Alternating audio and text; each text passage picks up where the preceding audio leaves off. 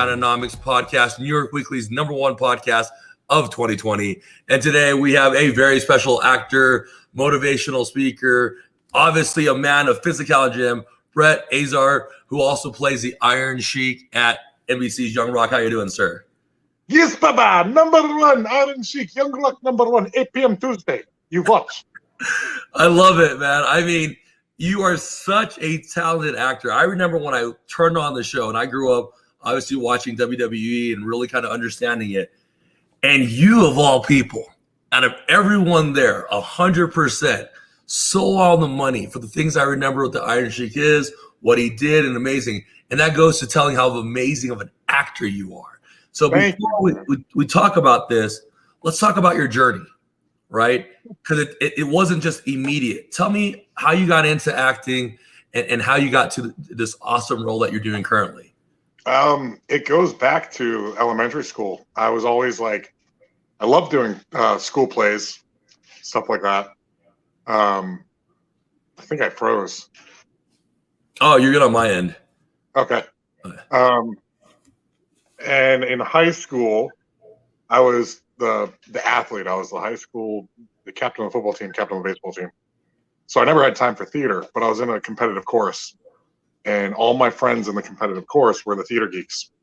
And I was closer friends with them than I was with the athletes. So when I got to college, I didn't pursue athletics, and I got into the theater program at URI.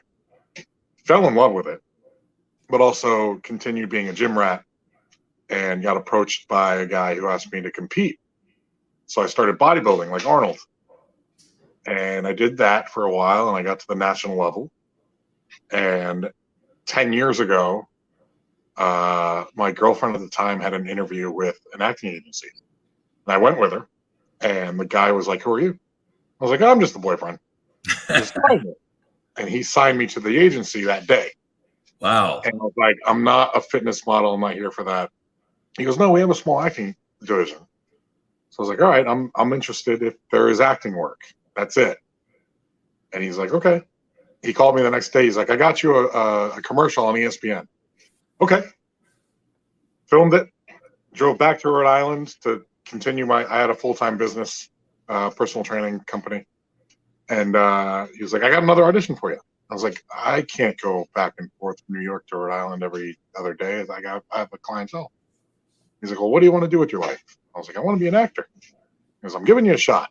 So 2 weeks later, I closed my business and I moved to New Jersey to be closer to New York. And 10 years ago, not too shabby so far. Wow, man. I mean, there's so many valuable lessons to learn from that, right? The ability to understand what you want, right? And continue doing that without doing something else, which is what you did.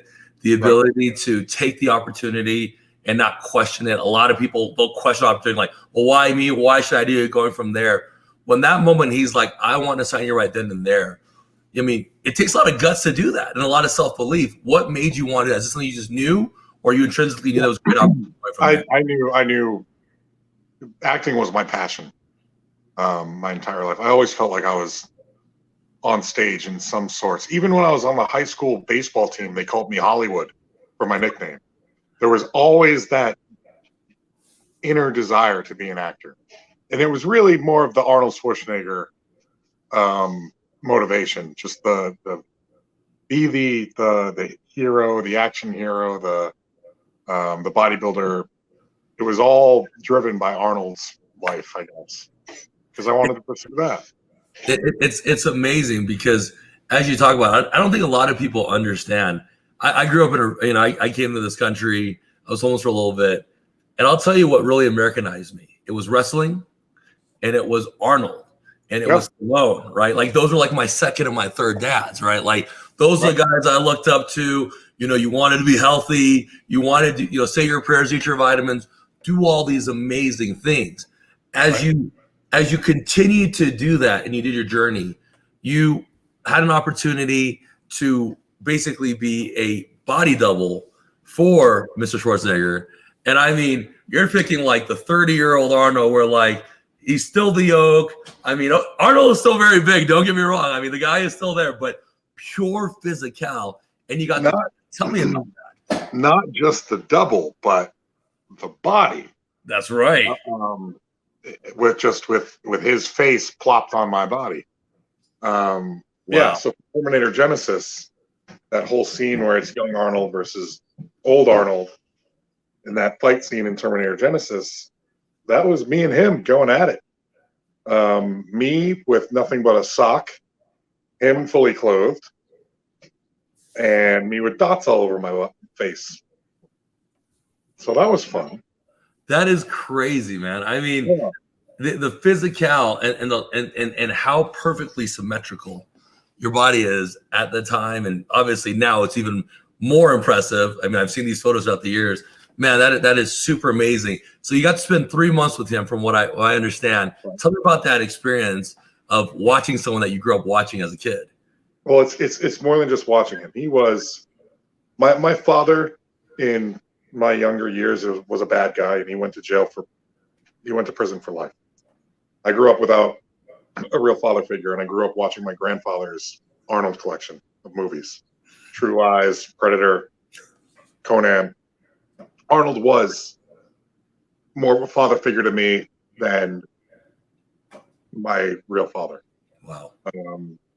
And I always thought of myself as being Arnold when I grew up, being a hero, being the muscular guy, being the role model, and to manifest itself into actually becoming Arnold, actually being the young Terminator. Wow. It's just the divine situation where the universe was like, here you go. There's the opportunity. Walk through the door. What a surreal feeling. I remember the first time I got to meet him, I was shaking. I mean, I've met a lot of, pretty big celebrities, and a lot of these are my friends, but I don't think I'd say almost a very similar childhood in many, many ways. And it made you believe what was right and what was wrong. And it helped people that needed the help, right? And I very rarely get to share this with someone else who understands what we're saying. It really was so impactful because those movies really shaped your life to become a better person, right? And that's what's amazing. It shaped my body. It shaped my mentality. It shaped my personality. Wow. Like in Twins, he was like the perfect guy, Perfect, right?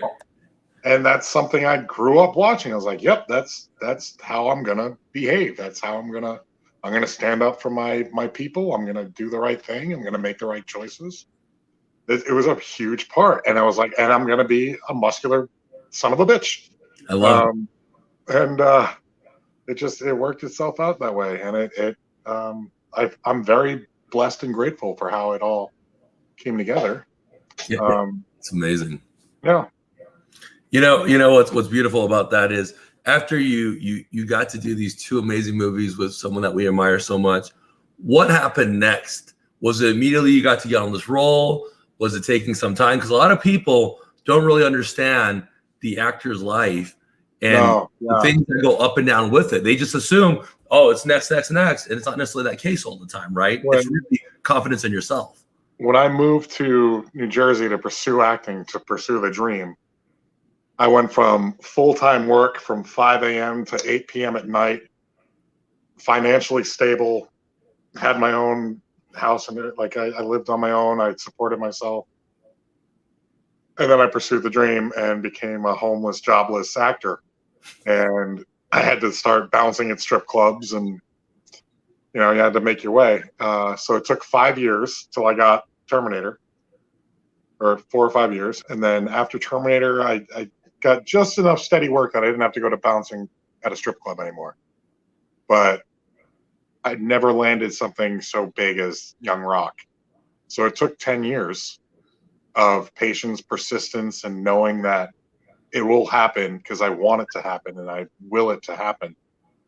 But I'm huge with the law of attraction. My mom brought me up on that, where if it's what you love, it'll happen. Don't worry about how.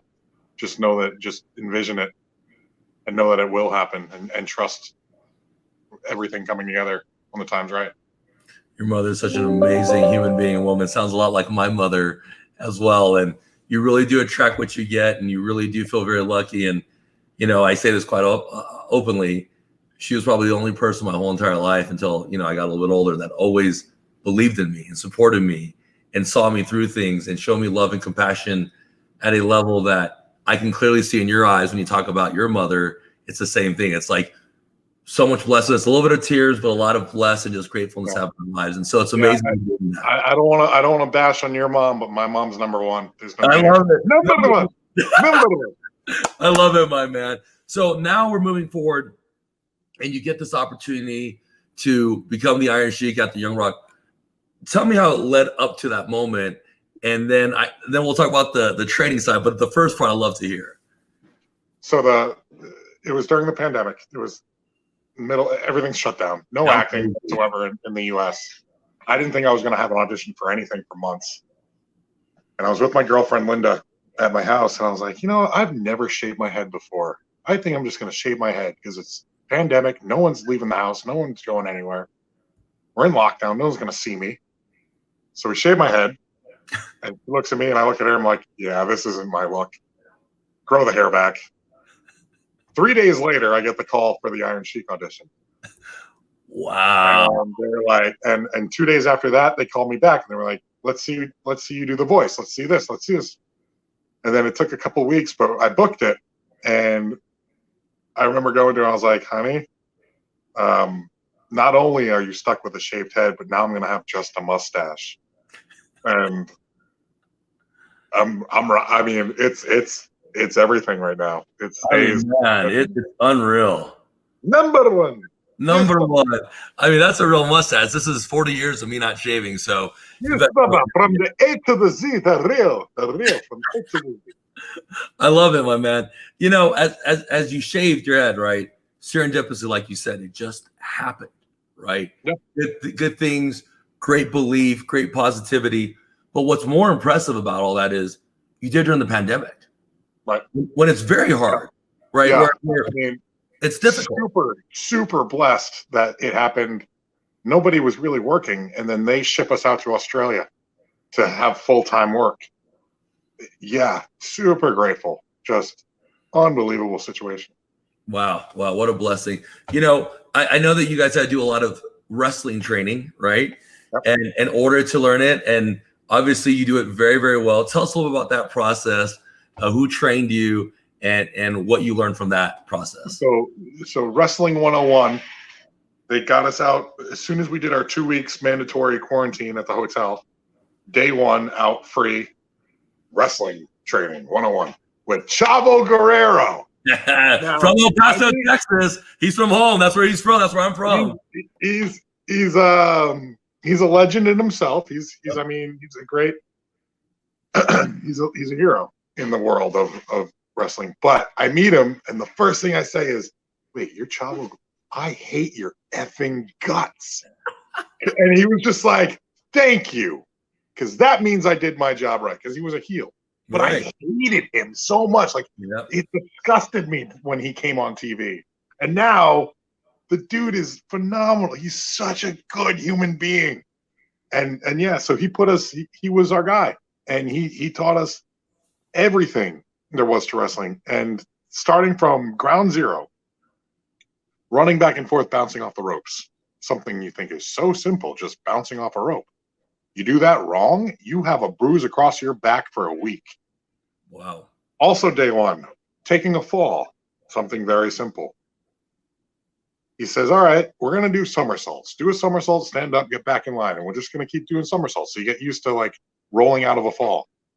I do a somersault, I stand up, I see stars, black out, and I fall down. Wow.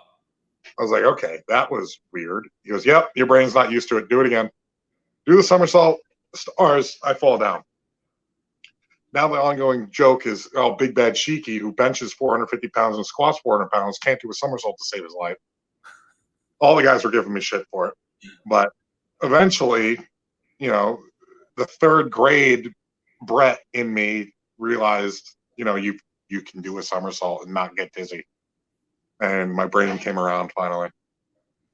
And then everything was go after that. It's so amazing. The Guerreros, we're from El Paso, Texas. They're from El Paso, Texas. We have a lot of friends in the industry. Former Sincata, who's now Sina de Oro, is a good friend of ours. He's been on the podcast too. And, it is a lot of work. Like, we watch these guys sweat and break and go from there. But until you get in that ring, like you just said, you don't realize how much physical that takes and Right. timing. And the most important thing, which is being very conscientious of the other person so you don't hurt them. Right. Talk about that. It's a dance. It's fight choreography at its best. And I take nothing away from these guys. They are true athletes. Wrestling is fake. Yeah, the storyline is written. It's acting. But the physicality that these guys put their bodies through it's a pro sport. They are beating the hell out of each other. Oh yeah. And there's no disrespect as far as coming from me as to what they put themselves through day in, day night. They perform more than football players and NFL than NBA. They're on for they travel I think it was 320 days out of the year. Yeah. They're working. Dude. It's unbelievable. You got guys who play pro, and when you hit someone who's 36, 37, like LeBron, and they're like, he is an amazing player because at that age, it's insane. And you got guys that are sitting there like the Big Show, who's 49. You got guys who are 61 who are wrestling, and they're moving better than I could have ever moved in college or high school, right? And they're still getting suplexed and thrown off the top rope. Yeah. Yeah, and then still get up the next morning and not be in pain. So there is not that much give on those mats, man. Those mats are hard, whether you hit them from the top rope or from the ground. I bet. As you were doing this, the other amazing part is, your accent, the way you are as an actor, so on the money with the Iron Sheik. But a lot of people don't know his story. Tell me a little bit about that process where you understood the story and really you're such a good actor that you've really become him on that show. Well, it was more about understanding who he was as a real person versus his gimmick. Right. You see, you jabroni punk from California punk. I'll suplex you. I'll break your back. I'll put you in camel clutch. I'll make you humble. They don't want that. They don't want the promo Sheik on the show. They want the behind the scenes Sheik that Dewey, that DJ knew as an uncle figure. It's, hey, Baba, how are you? It's super sensitive, super introverted, sweetest guy, will always make you smile. Yeah, he was a little on the edge just because of every now and then he'd get into his Sheiky moments. But nothing really had the most effect on my study of him as a character than talking to him personally. Talking to his family personally. And to be able to do that is far beyond anything special. Special is not, it's an understatement. That is the ultimate privilege to me, to be able to converse with Sheiky and, learn straight from the source. So what's amazing is you play this character. Maybe he's seen the show, he hasn't seen the show. Have you heard anything afterwards, 5 episodes in, how amazing you are with basically being him on the show? They after episode 3, when I had a good couple scenes where I point at Andre's doll and ask if it's got a dick, and, when I'm getting the talk from Mama Leah who says no shit, no fuck, no jewel, but it's all blurred, right? Because it's NBC. Nicole Kazarov's daughter, and was like, "We love you. You are doing such a great job. And it's the show's writing that's doing it. I'm just filling in the part of the voice, But the fact that I got their approval straight up, personally, firsthand, as an actor, as a fan of the Sheik, that's everything, man. That's just the legend, Bubba. Respect the legend." It's amazing. You've definitely honored him well and doing great things on there. For a lot of people who are trying to get into acting, what would be a piece of advice that you would give them on this journey that they're about to take? Don't act. Well, that's what I learned from improv. As soon as you're trying, you're not doing it right, But for the people that want to pursue acting, if it's what you love, do what you love for F the rest. If you don't pursue what you're passionate about, you will only have a regret towards it. And you don't want to live your life with regrets. You know, give it a shot. If you fail, so be it, you tried. But if you know it's what you want and you have the vision for it, stay strong to it. Be patient. Be patient. Be persistent. Be consistent. And just fucking know that it'll happen. Yeah. You know, don't worry about the how. Do everything that you can to make it happen, and just trust that that click will happen. Because that's what happens. That's what happened to me. I did everything that I was supposed to do, and then it's just be patient and just have faith. That's such a beautiful thing. A lot of people, especially in the world that we're in with social media and Instagram and things like that, it's immediate likes, immediate. And people don't realize 10 years of hard work and going from there, you know, self-doubt, right? You talked about one thing that very few people understand. Entrepreneur, actor, business person, someone who follows their dreams like yourself. You did 5 years from a stable job to having to be a bouncer. I bounced in college. It's not as fun as everyone thinks it is. It really isn't, because you really want to be conscientious and you don't know what you're messing with half the time. Right. But you stayed that course for 5 years and truly followed your path. What made you always do that, even if you had a little hint of doubt, that made you keep doing it for 5 years until you hit what you wanted to hit? It's that willpower to, you know, it's I don't want to give up on my dream. That's right. And I know that if I wake up and I pursue everything I can, if I can do something that works towards my dream every day, then I have faith that something will bring it together and make it happen for me. Yeah, it's amazing. Just you know, if you don't do your part, then you're fucked. Right. If you do your part, you have to trust that everything will come together. And if it's really what you want, and you stay, I mean, I got my vision board. I keep all my goals listed. I write them down in several different rooms. I have a whiteboard with my goals, and I make sure I see them every day. And I make sure that if there's something I can do towards a goal every day, then I'll make sure I do it, even if it's a little baby step. You know, there's no step too small. If a step forward is a step forward. I love that, man. The vision, knowing always what you want, positivity, and consistency is always key in going from there. You know, one other question I'd like to ask you, as you continue to move on in this path and you can do such amazing things like that, you're also balancing out your life, right? Very, very happy life. Congratulations on the home, by the way. Beautiful. That's how much of a fan I am. Thank you, Baba. Very good. Tell me how you balance that out too, because a lot of people seem to tend, as we all know as we get older, it's always one major way or the other, but it's not where you can have that happy medium and balance. Talk a little bit about how you do that as well in the world of acting and having such great physicality and still being such a cool dude. I wish I could take credit for being balanced. I'm just winging it. We're all just winging it right now, right? You know, it felt like I got the role that I've been dreaming of. It's time to grow up and get the house and the family that I've dreamed of. You know, start adulting for once.